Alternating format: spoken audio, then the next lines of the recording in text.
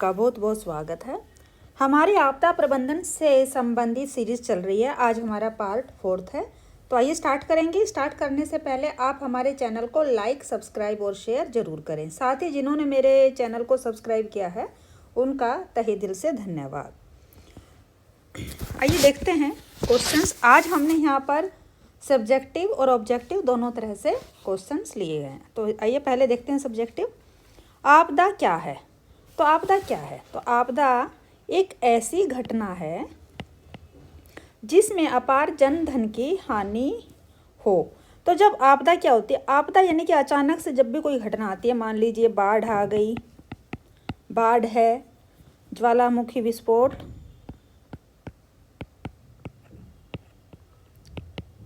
या फिर आपका भूकंप का आना, या फिर अन्य कारण जैसे कि उद्योग के द्वारा। उद्योगों में, फैक्ट्री में क्या हुआ था आपको पता है? भोपाल गैस कांड कितना फेमस है। और कब आया था भोपाल गैस कांड? कब हुआ था? यह 1984 में हुआ था। और उसमें जो गैस रिसाव हुआ था उससे काफ़ी लोगों की जान चली गई थी। तो जिसमें एक ऐसी घटना जिसके द्वारा अपार जन धन की हानि हो, चाहे वो बाढ़ आए, ज्वालामुखी का विस्फोट हो, भूकंप आए, या कोई अन्य उद्योगों के द्वारा कोई भी ऐसी, कई बार कहते हैं फ्लाईओवर का गिर जाना, फैक्ट्रियों के द्वारा क्या हुआ, वहाँ पर गैस रिसा हुआ, तो जो भोपाल गैस कांड है, काफ़ी लोगों की ऐसे जान चले जाना, तो ये जन धन की जहाँ पर हानि होती है उसको आपदा कहा जाता है। आपदा प्रबंधन से क्या समझते हैं? तो हम क्या समझते थे कि आपदा प्रबंधन होता है, प्रबंधन मतलब मैनेजमेंट, कि आप जो आपदा है, जो भी डिजास्टर जो सिस्टम आ रहा है, तो उनसे बचाव के और कैसे आप तैयारियां कर सकते हैं। अगर अचानक से विपदा आ जाए तो उस टाइम आपको क्या करना है, या उसके बाद में, पहले, सब तरह से आपको क्या करना है, तो उसको आपदा प्रबंधन कहा जाता है। आपदाओं से बचने के लिए नियमित जो तैयारी की जाती है उसे आपदा प्रबंधन कहते हैं। तो आपदा प्रबंधन कितने होता है? 3 प्रकार का है। आपदा से पहले, आपदा के समय और आपदा के बाद। आपदा से पहले क्या रहता है? आपदा से पूर्व रहता है कि आप जो लोगों को जागरूक कर सकते हैं कि अगर भूकंप आए, बाढ़ आ जाए या कुछ आ जाए तो आप कैसे अपना बचाव करें, कैसे अपना खाना पीना या हर चीज़ का राहत सामग्री आप कैसे सब चीज़ें करें। आपदा के समय यानी कि मान लीजिए अचानक बाढ़ आ गई है तो आपको उस समय क्या करना है। और आपदा के बाद यानी कि जो सब तहस नहस हो गया है, पुनर्वास की व्यवस्था, लोगों को रहने, खाने पीने, दवाई सब की व्यवस्था करना, तो इसको आपदा प्रबंधन कहा जाता है। पृथ्वी के धरातल के नीचे जहाँ पर भूकंप उत्पन्न होता है उसे क्या कहते हैं? तो जो पृथ्वी, जब कहते हैं ना भूकंप आ गया, और आप सुनने में आता है आपको न्यूज़पेपर में या न्यूज़ में कि भाई भूकंप का केंद्र, कभी कहते हैं नेपाल के पास था, कभी अफगानिस्तान, पाकिस्तान या भारत का ये सेंटर था। तो जो भूकंप का जो केंद्र होता है, तो धरातल के नीचे जहाँ पर भूकंप उत्पन्न होता है उसे क्या कहते हैं? तो उसको क्या कहा जाएगा? उसको भूकंप का केंद्र कहते हैं, यानी कि जहाँ से भूकंप स्टार्ट होता है। पृथ्वी के धरातल के नीचे जहाँ पर सबसे पहले भूकंप के झटके महसूस किए जाते हैं उसे क्या कहते हैं? तो देखिए, जो धरातल के आया तो भूकंप आया, और जो सबसे पहले जहाँ पर, यानी कि जब वो स्टार्टिंग होती है, 0 पॉइंट पर जहाँ से स्टार्ट होता है, वो हल्के हल्के झटके के रूप में वहाँ से महसूस होता है, जो सबसे पहले सेंटर, उसको भूकंप अधिकेंद्र कहा जाता है। क्या कहते हैं? भूकंप अधिकेंद्र। भूकंप किसे कहते हैं? तो जो भूकंप है वो कैसे आता है? तो देखो, पृथ्वी की आंतरिक हलचल। तो पृथ्वी के आंतरिक मतलब जो अंदर, जो जमीन के काफ़ी गहराई में जो हलचल होती रहती है, मान लीजिए नीचे कोई भी अगर पानी है, समुद्र के नीचे है, या फिर कहीं पर कोई पहाड़ है, चट्टानें हैं, अचानक टूट जाती हैं नीचे, या जो परतें रहती हैं, जो पृथ्वी की सतह है, अगर सतह में कोई टूट फूट हो जाती है, तो ऐसी परिवर्तन, जो ऐसी आंतरिक हलचल होती है, तो वो जो उसके कारण क्या होता है, जो भूस्था होती है, वहाँ पर ऊर्जा तरंगे उत्पन्न हो जाती है। और जब वो अचानक से ऊर्जा तरंग उत्पन्न होएगी तो क्या होगा? उससे अचानक से जो कंपन पैदा होता है उसी को भूकंप कहा जाता है, और उसी के कारण ही भूकंप ज़्यादा आते हैं। आपदा प्रबंधन के प्रमुख घटक कौन कौन से हैं? तो जब आपदा प्रबंधन, आपको भी बताया, इसके 3 घटक होते हैं। आपदा के पूर्व प्रबंधन, आपदा के समय और आपदा के बाद। तो ये आपदा के पूर्व यानी कि पहले से तैयारी, लोगों को जागरूक करना कि बाढ़ आ जाए या ज्वालामुखी फट जाए या फिर अन्य कोई भी कारण जिसके द्वारा जनधन हानि होने की संभावना हो, तो आप लोग उससे कैसे बच सकते हैं ताकि कम से कम हानि हो। आपदा के समय प्रबंधन, अचानक से बाढ़ आ गई थी, जैसे केदारनाथ त्रासदी हुई थी, आपको पता ही है 2012 के टाइम था शायद। तो उस टाइम जो हुई थी वहाँ पर केदारनाथ त्रासदी सभी को याद है, अचानक से बाढ़ आ गई थी और उस टाइम में अचानक से बाढ़ आने से काफ़ी लोग बह गए थे। सब जो वहाँ पर लोगों की जो दुकानदारी थी, जो आर्थिक व्यवस्था भी उनकी चरमरा गई थी, एकदम से खाना पीना सब उसके अंदर बह गया, तो राहत सामग्री की भी। तो इस तरह की जो भी हो, तो वो जो समय के साथ प्रबंधन भी सारा आपको आना चाहिए। आपदा के बाद अब मान लीजिए क्या हुआ, सब कुछ वहाँ पे उस टाइम जैसे तहस नहस हो गया बाढ़ में, क्या हुआ उसके बाद, तो उसके बाद आपको अचानक से उन सभी लोगों के लिए रहने के लिए आपको व्यवस्था करना। तो सभी के क्या रहेगा, सभी के लिए पुनर्वास की व्यवस्था, साथ ही आपको जो जख्मी पीड़ित लोग हो जाते हैं उनके लिए आपको चिकित्सा सुविधा उपलब्ध कराना, साथ ही खाने पीने के लिए आपको राहत सामग्री। तो ये सब जो होता है, ये सब क्या है, आपदा के बाद अगर इनका प्रबंधन होता है। आपदा प्रबंधन को कितने चरणों में लागू करने की आवश्यकता होती है, इसको कितने में करना चाहिए, तो ये होता है 2। एक होता आकस्मिक, होता है दीर्घकालीन। तो आकस्मिक में जब अचानक से कुछ हो गया है, बाढ़ आ गई, कुछ आ गई, तो आकस्मिक। और दीर्घकालीन आपको पहले ही, कि आपको पता है, अगर आप पहले से हर चीज़ की तैयारी रखते हैं कि अगर कभी ऐसा कहीं पर किसी स्थान पर हो जाता है, तो आपने देखा होगा कहीं पर भी अगर कोई ऐसी स्थिति उत्पन्न हो जाती है तो वो क्या करते हैं, पहले आपको पता होगा राहत सामग्री अचानक से पहुंचाने का काम शुरू होता है, क्योंकि वो पहले से सब पैक रहता है।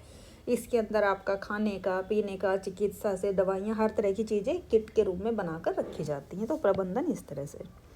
आपदा किट में कौन कौन से उपकरण होते हैं, अब देखिए जब आपदा होता है, जहाँ पर बचाव कार्य चलाया जाता है, तो आपके पास जब अगर वहाँ पर आप जाते हैं तो आपकी जो किट बनाई जाती है उसमें क्या क्या सामान होना कंपलसरी है। क्यों, तो देखिए बैटरी संचालित बैटरी, फिर बैटरी से संचालित रेडियो, टॉर्च, कैंडल मोमबत्तियाँ, टॉर्च होना चाहिए। बैटरी संचालित रेडियो क्यों होना चाहिए, ताकि अगर उसकी बैटरी से वो चला सके, क्योंकि हो सकता है वहाँ पर लाइट ना हो, बिजली ना हो, तो अब कैसे चलाएंगे।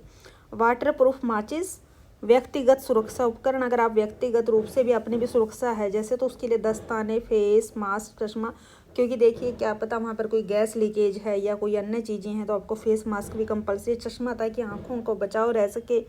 आपके पास ग्लव्स भी होने चाहिए, क्या पता क्या वहाँ पर चीज़ें हैं, कोई हाथ में कोई टूट फूट गया है, कांच है, या फिर कोई ऐसा केमिकल जिससे हाथों को नुकसान पहुँचे, तो ये सब चीज़ें। साथ ही आपके पास जीवन रक्षक दवाएँ, जलरोधी प्लास्टिक बैग आदि होना चाहिए। क्यों होना चाहिए जलरोधी, ताकि आप उसमें जो सामान ले जा रहे हैं, अगर कहीं बाढ़ है या कोई अन्य है, तो आपका वो चीज़ें खराब ना हो। 2004 में जब सुनामी आई तो सबसे पहले इसकी जानकारी किसके द्वारा की गई, तो आपको पता है ये जो सुनामी जब आई थी 2004 में, अचानक से आ गई थी। कुछ लोग गोवा में उस टाइम पार्टी कर रहे थे और अचानक से जब वो सुनामी आई तो लोगों को एकदम बहाकर ले गई थी। और इसका काफ़ी एरिया रहा था, यह एशिया तक आई थी और शायद दक्षिण अफ्रीका से कहाँ से स्टार्ट हुई थी। तो सबसे पहले इसकी जानकारी दे दी गई थी, किसने दी थी, तो ये था हेम ऑपरेटर संदीप बरुआ ने। तो हेम क्या है, हेम एक रेडियो है, हेम रेडियो, हेम क्या है ये, तो हेम जो होता है ये हेम रेडियो, ये हेम रेडियो होता है। ये किसके काम आता है, जहाँ पर भूकंप है, चाहे बिजली हो ना हो या कुछ इलेक्ट्रिक चीज़ें ना हो, लेकिन हेम जो होता है, हेम रेडियो के द्वारा बाढ़, भूकंप आदि जैसी स्थिति में माफ़ कीजिएगा, तो हेम जो रेडियो रहता है इसी के द्वारा आपको जानकारी दी जाती है, क्योंकि अन्य उपकरण वहाँ पर काम नहीं करते हैं जब जहाँ पर भी कोई आपदा आ जाती है।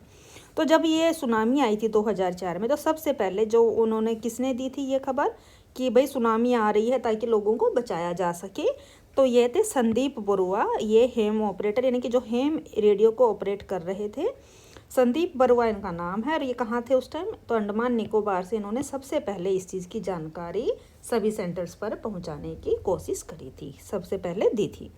अब हम कर लेते हैं MCQ।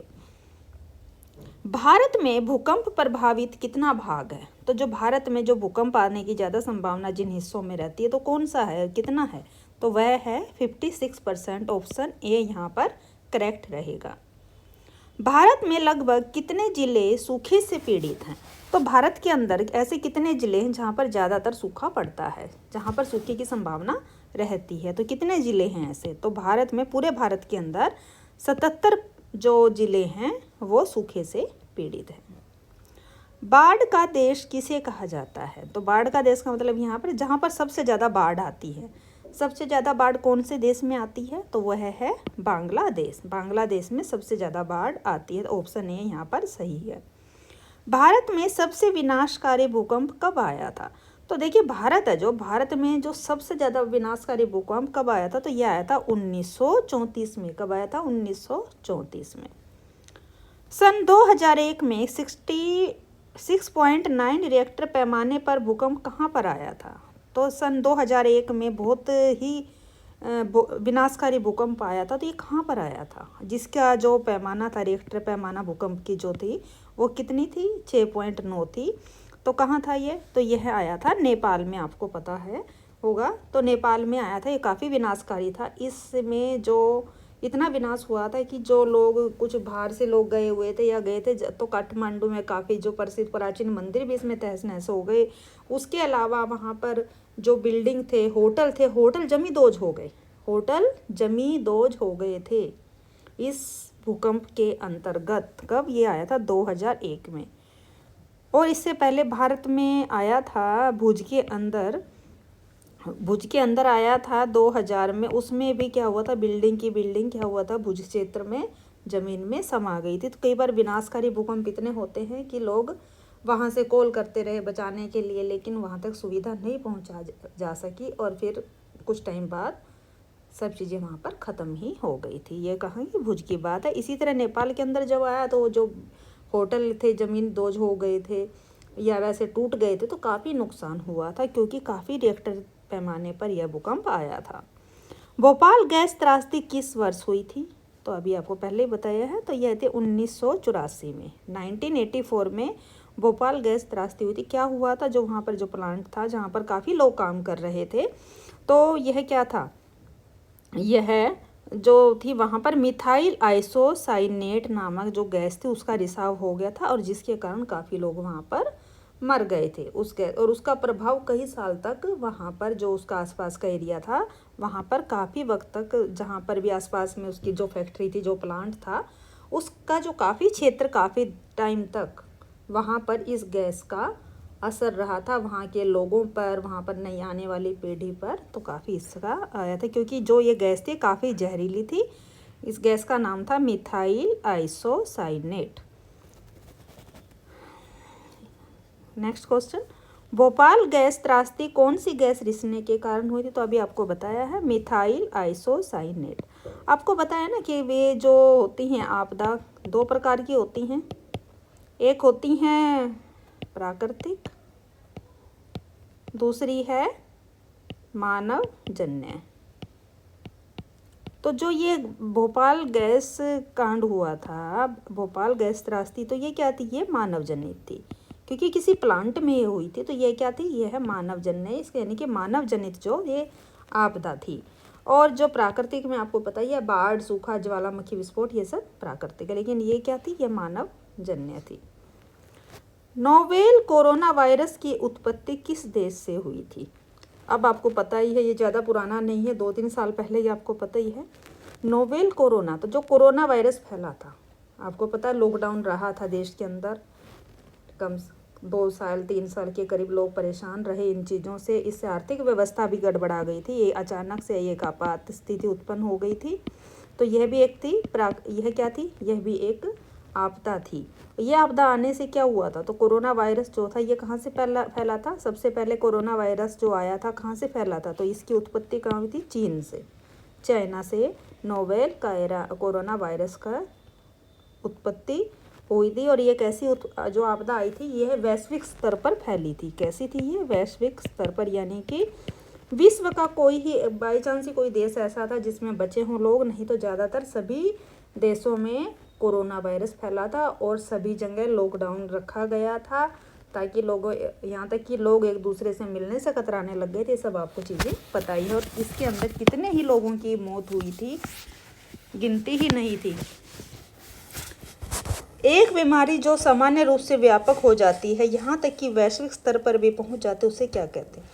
तो देखिए, जो महामारी होती है वह किसी, मान लीजिए एक स्तर पर होती है। मान लीजिए अगर वो भारत के किसी हिस्से में फैली है, जैसे चेचक है या कुछ है इस तरह से, तो वो थोड़े एरिया में फैलकर ही उसको कंट्रोल कर दिया जाता है, तो वो महामारी है। वैश्विक महामारी अभी आपको बताया, जैसे कोरोना वायरस था जो कि पूरे सभी देशों के अंदर फैल गया था। स्पेनिश फ्लू, ये तो बुखार से।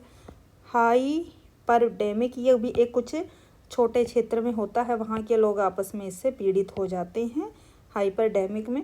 लेकिन जो वैश्विक महामारी क्या थी, तो वैश्विक स्तर पर जो बीमारी पहुंचती है, जैसे कि ये क्या था, यह थी कोरोना वायरस। तो जो कोरोना वायरस जैसी बीमारी जो सभी देशों में फैल गई थी, चाहे वह अमेरिका था, चाहे वह अगर दक्षिण अफ्रीका साइड है, या आपके इंडिया में फैला, नेपाल, तो सभी जगह यहाँ पर कोरोना वायरस के जो थे केसेस मिले थे। तो इसका उत्तर रहेगा अपना वैश्विक महामारी, ऑप्शन बी। निम्नलिखित में से कौन मानव निर्मित खतरा नहीं है? तो आपको बताना कि इनमें से ऐसा कौन सा है जो मानव के द्वारा निर्मित नहीं होता। तो आपको पता ही है, पर्यावरण जो पॉल्यूशन है वह भी मानव जनित है। कहीं पर आग लगा रहे हैं, कहीं प्लास्टिक का उपयोग हो रहा है, कुछ हो रहा है। युद्ध और नागरिक संघर्ष, ये भी लोगों के द्वारा आपस में ही होता है। जैसे आप देख रहे हैं यूक्रेन में आजकल जो चल रहा है, रूस और यूक्रेन का युद्ध आपको ज़्यादा पुराना नहीं है, आजकल भी चल ही रहा है, 1 से 1.5 साल हो गया। इसमें भी क्या है, ये भी मानव निर्मित है। लोग आपस में लड़ रहे हैं, झगड़ रहे हैं, चीज़ें हैं। उससे पोल्यूशन में भी खराबी है, पानी पर भी, हर चीज़ पर खतरा मंडरा रहा है वहाँ पर। जहरीले कचरे का रिसाव, तो यह भी मानव जनित रहता है। तो जो सूखा है, ये एक प्राकृतिक आपदा है। यहाँ पर सूखा क्या है, ये है प्राकृतिक आपदा। तो आपका ऑप्शन डी यहाँ पर करेक्ट रहेगा कि जो मानव निर्मित खतरा नहीं है, यहाँ पर क्या बताना आपको, मानव निर्मित नहीं है, तो यह है सूखा, ऑप्शन डी।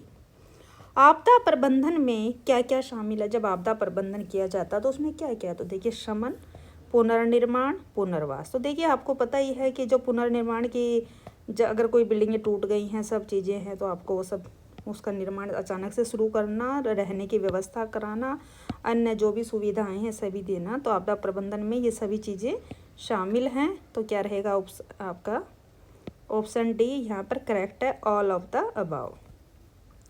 संयुक्त राष्ट्र आपदा प्रबंधन टीम आपदा से उत्पन्न समस्याओं को हल करने के लिए कहाँ के लिए उत्तरदायी है?